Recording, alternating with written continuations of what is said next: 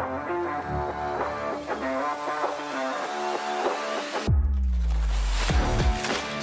to The Ugly Truth. I'm Jamie and this is Stephanie.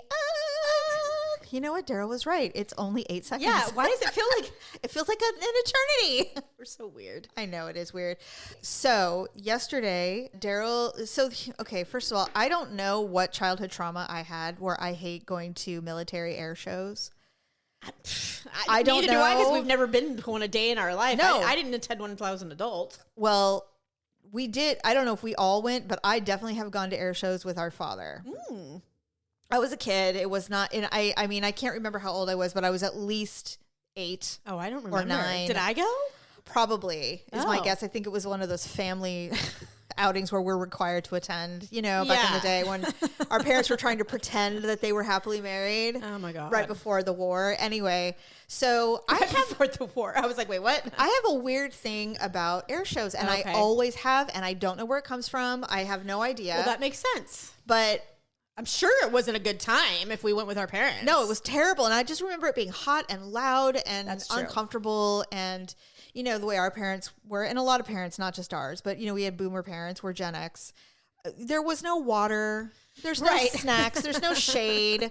There's no sunglasses or earphones, There's no preparation of bringing small children to an all-day event to a military facility where they have to jets. walk when their legs are only like, half a foot each. No strollers, no nothing. Right. It's just like, we're going and you're coming with us and we're going to have a good time, goddammit, that kind of thing. So I don't remember them being pleasant.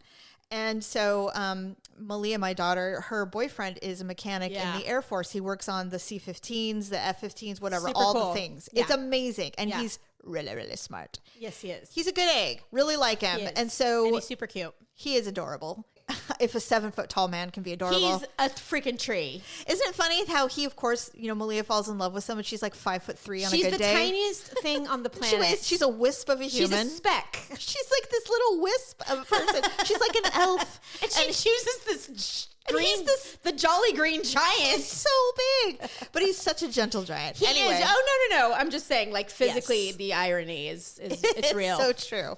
So anyway, he wanted us to come so that he could show us what he does. He wanted to explain things to us and all that. And I'm like, and Malia's like, Mommy really wants you to come. And I'm like, all right. Yes. He goes, can you come on Sunday? And I'm like, well, Sunday's not looking good. And I don't want to just say, we'll come. I said, but does Saturday work for you? And she's like, yeah. So we get there. The Blue Angels will be performing. Oh my God. I would go just for that. Well, Jamie, they're so great. If I have seen them, I don't remember. I mean, I know I've seen them flying over me because they've been at other Air Force bases around here. They go to the ranch show. Yes, we go to the Capitol Air Show. We try to go every year. We've not gone every year, but we go a lot. Well, it's really freaking expensive. It is starters. Expensive. Well, it's expensive if you want shade and VIP seating. And I refuse to go any other way. Well, because otherwise it's just effing miserable. It's in September. It's 110 in September. Right. In our town. Right. In our town. So I said, let's go. So we initially started, it's free to the public. Parking is free. There's nothing, everything's free because it's a big PR moment for the military. And the Blue Angels coming is a huge draw, as anybody knows. Everybody knows. It's so I was looking forward to that part. I think. And so we get there. There's a ton of traffic, of course. Everybody's out and about because it's 70 degrees and gorgeous in California Literally right now. one of the most beautiful days of the year was yesterday. We've ever had, right? And so we get to the Air Force Base. We get out of the car, and I immediately have an IBS attack. And an IBS for attack... God's sakes. That is not diarrhea. No, I saw your TikTok, by the way, and that was spot on. Yeah. It is like bombs going off in your gut. For no apparent reason. Suddenly you look like you're pregnant. You're swelling. You're having inflammation. And I'm like, I've had nothing to eat. No, it's not like I'm not having, but it's very painful. It is. And on top of that, I've had serious abdominal surgery. And so when you're having flare-ups where there's a scar inside your gut. Oh yeah, I didn't even think about that. It's extra next level. It'll make me throw up. It hurts so bad. God, it's horrible. So anyway, I'm walking, and of course we have to walk like 2 miles. We have to walk like a mile because where all the planes are versus where you have to park. It's a trek. It's far. It's like going to the fair. It's worse. We've been saying the times that we go, I'm like, why do they not have a shuttle? They did have shuttles, but you had to park like a mile away. They didn't have one at the Capitol Air Show. I'm like, this is bullshit. Yeah, what if you're disabled? I'm like, I know. No. It's true. And you know what? So funny. I thought of that. I'm like, what if I'm really elderly and Malia marries this guy and I've got to come to an air show in Travis Air Force Base and I'm 85. Yeah. I'm like, I'm going to get a fucking golf cart. Seriously. Anyway, so we get to the gate. There's no shade. Everybody is camped under the wings of these ginormous planes. Because it's the only way you can get shade. Because it's the only way you can get shade. And everybody's there to see the Blue Angels. Yeah, of course. Now, I thought it was like I said, I have this weird trigger response to air shows. So you're immediately negative before you even walk in the door. I was. Yeah. And I think that's where the IBS attack came from, by the way. Probably. The stress. And so Daryl's like, what is going on? Like, what do I do with you? And I'm like, let's get an ice cream or something. I need something to help my gut, So... Because triple whole milk dairy always works. I was thinking of a smoothie. I don't know. So we're walking to the food tents and stuff, and then we realize everything is cash only. Oh shit! Well, they had ATMs at the entrance, so Which they is were like 3,000 miles away now. Portable, right? So we turned around and we walked back, and at this point, "Oh wait, here, Daryl, go ahead." No, I'm glad I didn't because the ATMs were out of money, so there was no money. So I'm like, okay, so this is really much like my childhood. We have nothing to drink, we have no shade, no food. Wonderful, and we're here waiting for Malia and her boyfriend to show up to squire us about. So they arrive, and it was amazing. He showed us everything cool. He explained everything. Yeah. We went on this one. Finally, he goes, so the Blue Angels start. They're amazing. They are. They're so freaking loud, and I'm like, oh my God, It's just what they do is like mind blowing. I have some video that I posted on my private Instagram. I might post some of those videos on the Ugly Truth Instagram so you can see, but it's awesome. It is. And I was so glad that we stayed. Yeah. So then they're like halfway through their performance and there are thousands of people watching, including military people who are sitting on top of the planes watching from the top so they can see everything. Wow. And I'm like, you're so lucky, all these military guys. There's got to be some perks. So I turn to Connor and I go, we're going to leave. Because I don't want to deal with a stampede of strollers and people. When it's over. And he goes, that's fine. He goes, oh, wait, though. Before you leave, I want to show you one more plane. I'm like, okay. He goes, we call it Fred. And I'm like, Fred? He goes, yeah, it's a huge humongous cargo plane. Yeah. He goes, I go, why is it Fred? He goes, well, because we call it, and I'm going to say this just, it's military guy. Yeah. Fucking retarded. Something disaster. Okay. It's like the worst plane ever. Equipment disaster. It's one of these planes that requires constant maintenance. It's just a big, like a Jag or a Porsche. It's always needing something worked on it. And he goes, we all hate it, but it's a plane we use all the time. Mm-hmm. He goes, then we started calling it a porn star because it can come in from both ends. And I was like, all right, cool. So we go, and this thing is massive. Well, they put tanks and stuff in those. Massive. Well, we went in one cargo plane that can fit a semi-truck and 2 helicopters. It did not feel that big. We're like, how do you get that much in there? And he goes, oh, you can make it fit. And I'm like, oh, yeah, because they can touch and stuff. Oh, fuck so then we get into this huge one, and he goes, I think it was the C5, maybe? I don't know. So I said, where's the cockpit? Because it looked like just a tube with storage. You're like, where does the person I don't even fly? see, where do they sit? And then I see this ladder at the very front of the ramp, and it's like, straight up. It's not stairs. It's a ladder. And he goes, yeah. And it was blocked off to the public, obviously, because it's very high. And he goes, you guys want to go up? And I'm like, yeah. Were you wearing appropriate shoes? Yes. Okay. And I knew I'd be walking, so I was wearing those. So he goes, okay. So the guy that was kind of guarding the ladder let us go on. And so, it was a straight up climb. Oh my God, Jamie. But I can't believe you did this. I got to sit in the cockpit. Malia and I both did. Did you take photos? We took a picture of Malia sitting in it. I just couldn't do it. I look pregnant. I'm like, please don't take any pictures of me today. Yeah, that's fine. Always use your daughter as the backdrop because she's gorgeous. So she was sitting, we were both sitting in the cockpit. We were able to watch the Blue Angels from up there because it's like 40 feet off the ground. Oh my God. It was amazing. Then Connor showed us the entire thing. The way these things are manned, it's like freaking Star Trek. There's a whole crew in the front that sits with the pilot. Yeah. And then he's showing the sleeping quarters and I'm like, and you work on this? He goes, oh yeah, all the time, every day. And I'm like, Connor, you're so fucking smart. I know, God, isn't it so great? I'm so impressed. I was so grateful that he was able to show us all that. Unfortunately, the actual pilot comes up. He goes, hey, are you guys almost done? We're like, yeah, why? He goes, because a lot of people saw you go up and now they're begging me to let them up. Oh, shit. And it's quarantined off to the public. Yeah, so... We're like, okay, sure. So we went all the way back down and Daryl, of course, rocks his knee on the Damn it! Well, better him than you, because normally it would be me to do the thing. Right? And so we're going down the ramp to leave. And I'm like, that ramp was significant.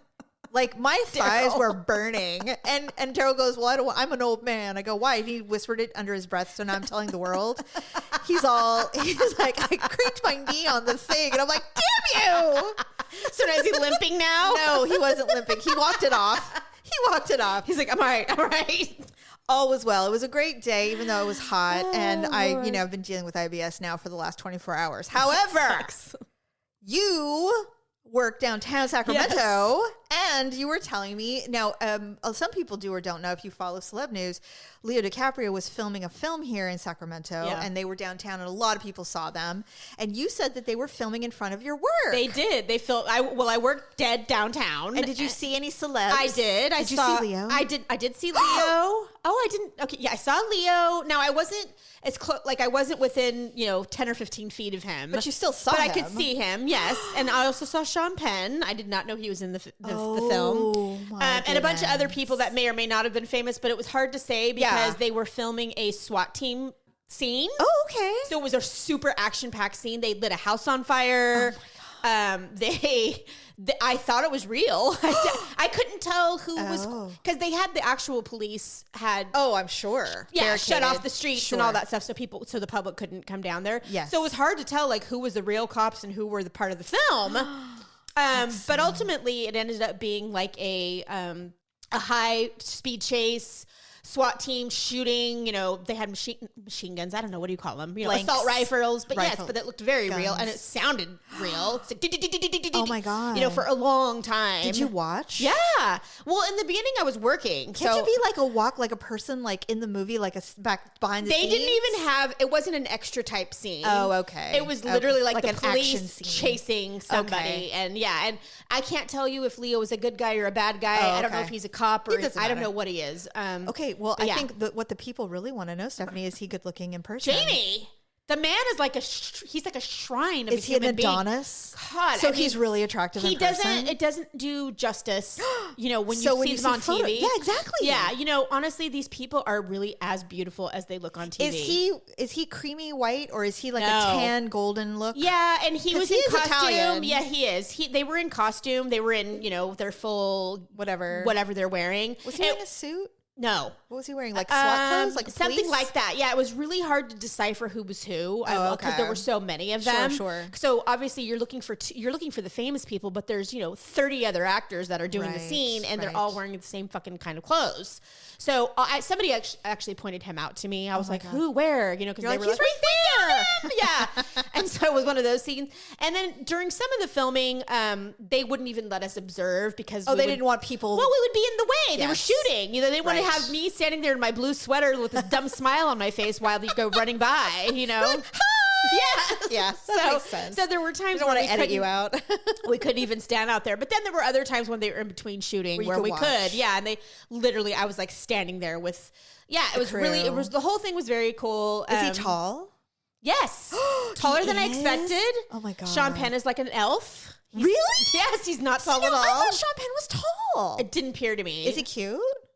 What's he look like? Just what you expect? I didn't get as much of a face shot of him. He's got a schnoz on him. He does have a schnoz. I find him attractive. I do too. He's got good hair. I struggle with his previous domestic violence issues. Same. However, he's a good actor. He's a really good actor. Yeah. So all in all, it was a very exciting thing. They came and did. Was it just one day? No. So the week prior, they did a run through, but the stars weren't there. Oh, right. But they had but all the production was there. It was. All that. You would not believe how many semi trucks it takes to shoot for 4 hours. I believe it. I mean, so much equipment. They need everything. Very, very every interesting. Angle. Everything. Yeah, they did all of that. So we got to see them setting up and doing all of the stuff they were gonna do, and then the following Monday they actually shot the scene. I would literally never be able to focus. I would only be watching. We were all out there. Time. We were all out there. I'd be like, I need a smoke break. I don't even smoke. I mean, everybody was out there at one point or another more than once. So it was really exciting. I felt really lucky. I was like, wow, this is weird so crazy to have people just watching you work all the time. I would never be able to do it.